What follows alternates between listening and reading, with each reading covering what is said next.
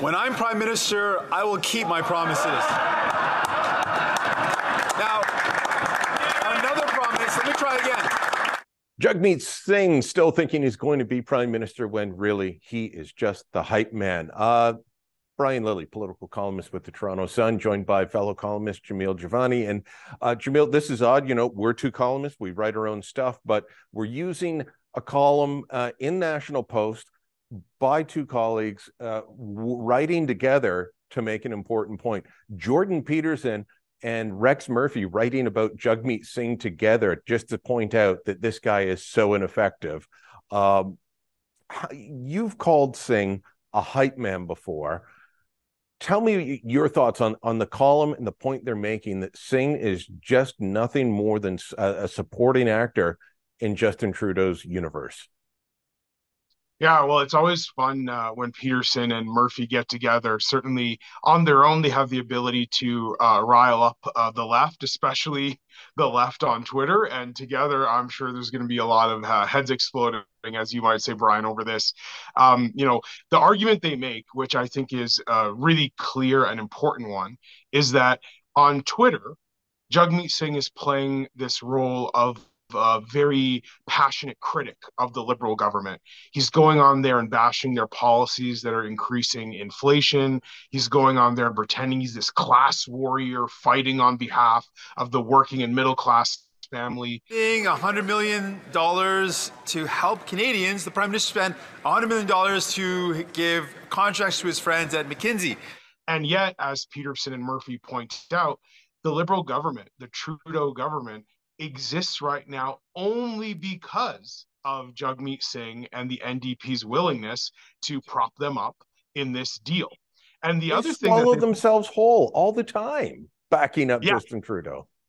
Yeah, exactly. And to your point, Brian, they don't actually, the NDP, I mean, don't actually get anything out of this. Like, it seems like the most one-way relationship, one-sided agreement that you could imagine.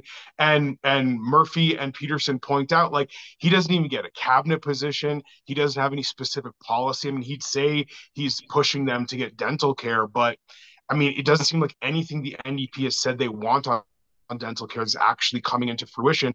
So ultimately, we're left with this guy who's getting kind of punked by Trudeau and then running on Twitter to make himself feel like he's, a tough guy. I love all his social media posts where he is the class warrior. He wants to be, I'm there for the working class. They had to remind him to take off his Rolex. I don't wear a watch. I never do. But Jagmeet was doing these things with his Rolex, and it's in the video. And he's just like, how are you a class warrior with your Rolex and your custom-made suits? Hey, give me a break. If you want a great example of how ineffective Jagmeet Singh is, we just had the big conference with all the premiers and the prime minister and on the health deal. And for weeks now, ever since Doug Ford announced that he's going to allow surgeries like cataracts, hips and knees, etc., to be performed in private clinics, but paid for with the public health dollars. So you just pay with your health card, not your credit card, he keeps saying. Jagmeet Singh's been freaking out. He wants Justin Trudeau to stop this. Now, I've never heard Singh mention once that the province his seat is in, the one he represents, British Columbia, does the same thing under an NDP government. He's never mentioned that, but he launched this campaign to go after Doug Ford, and he's going to make sure that Trudeau stops Doug Ford. Trudeau met with all the premiers, and he said, no, you guys go ahead and innovate. Like, that's how ineffective he is. He couldn't even get Justin Trudeau to stand up and say no on private healthcare delivery. Trudeau's like, do what you want. Yeah, I mean, Jagmeet Singh is fundamentally an unserious politician. He is, calls himself a leader, but he is the hype man, right? He is the Tony Yayo of G Unit. He is not a guy who is ever going to be able to move the needle for the people he says he's fighting for. And that's why he's accepted this subservient role to the Trudeau Liberals, because he can't do better. He's not capable of doing right by the people he says he's fighting for. And ultimately, I think the working class and middle class voters who have historically relied on the NDP, they deserve better. they absolutely deserve better. And, I'm not making a partisan argument, make your own decisions about who you vote for. But at the end of the day, I think it's become clear the NDP is no longer effective in representing the interests of the average Canadian family. So I grew up in a working class, blue collar household when I was young. And I remember orange NDP signs on the lawn when I was a kid. A lot of those voters have left the NDP a long time ago because the NDP cares about the faculty club more than the union hall. And a lot of those people that used to be NDP voters have moved over provincially and federally to conservative-oriented parties in different parts of the country. Do you think Pierre Poilievre is doing a good job of pitching to and being serious about working in middle-class families and looking after them as opposed to just paying lip service to it?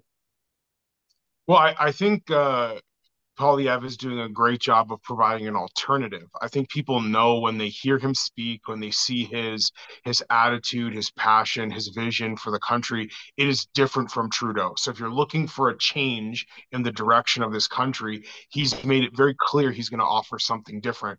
What I think we need to see more of from Poilievre and the Conservatives is on the policy side. What are some of the things they're going to offer? What are some of the differences substantively, tangibly for the average family? And they've got time to make that case. I don't think they're necessarily late in delivering that message, but they are going to need to deliver it because people feel burned by the political process. They've had time and time again this sense of we're going to do things different. There's going to be a change. And the truth is that on the continuum of Canadian politics, it's a lot of the same. I mean, people might wear different colors and they might use different words, but policy wise, for a lot of Canadian families, it doesn't look like a lot of change is happening. So I think that is Poilievre's biggest challenge: is make people believe something new, something different can happen. And I think they're going to come out in droves to vote for change. That's my feeling. And I think that's why Singh is trying to pretend he's a change agent, because he knows people don't want more of the same. And yet that's all he has offered them so far. All right, well, we'll put it to the audience. Let us know what you think about Jagmeet Singh, the buttress of the Trudeau government, the hype man, as Jamil loves to call him. And let us know what you think of Poilievre as well. Drop comments down below, share this on social media, and don't forget to subscribe to our channel.